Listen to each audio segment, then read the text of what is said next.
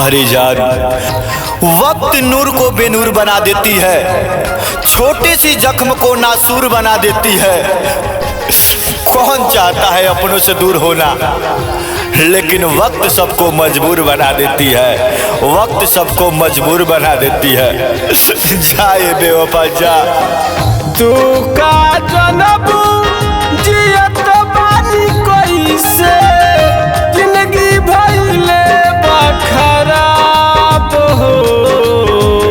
जहिया से चल गइलू जान ससुरावा, जहिया से चल गइलू जान ससुरावा, ओही दिन से पिए नी शराब हो। ए जान, ओही दिन से पिए नी शराब हो। ए जान, ओही दिन से पिए नी शराब हो।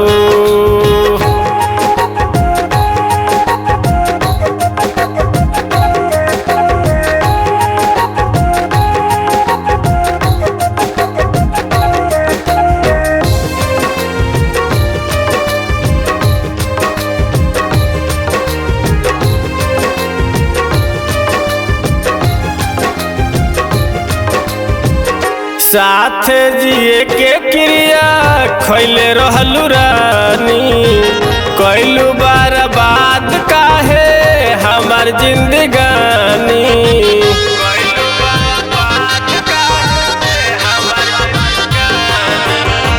साथ जिए के क्रिया खैले रहलू रानी, कैलू बर्बाद काहे हमार जिंदगानी।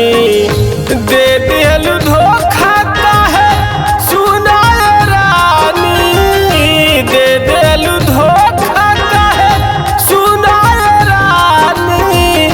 तोहार नइखे जवाब हो, जहिया से चल गइलू जान ससुरावा, जहिया से चल गइलू जान ससुरावा, ओही दिन से पिए नी शराब हो। ए जान, ओही दिन से पिए नी शराब हो।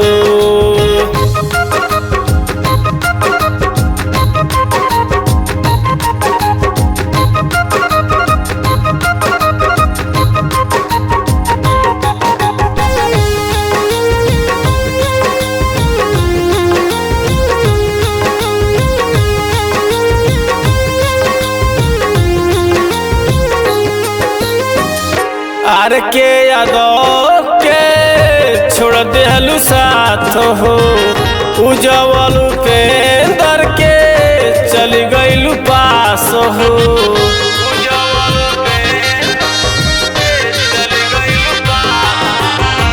आर के यादव के छोड़ देहलू साथ हो, उजवल उपेंदर के चली गइलू पास हो।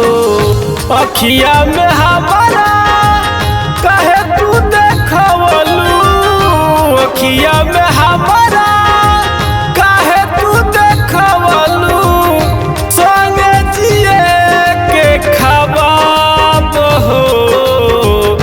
जहिया से चल गइलू जान ससुरावा, जहिया से चल गइलू जान ससुरावा, ओही दिन से पिए नी शराब हो। ए जान, ओही दिन से पिए नी शराब।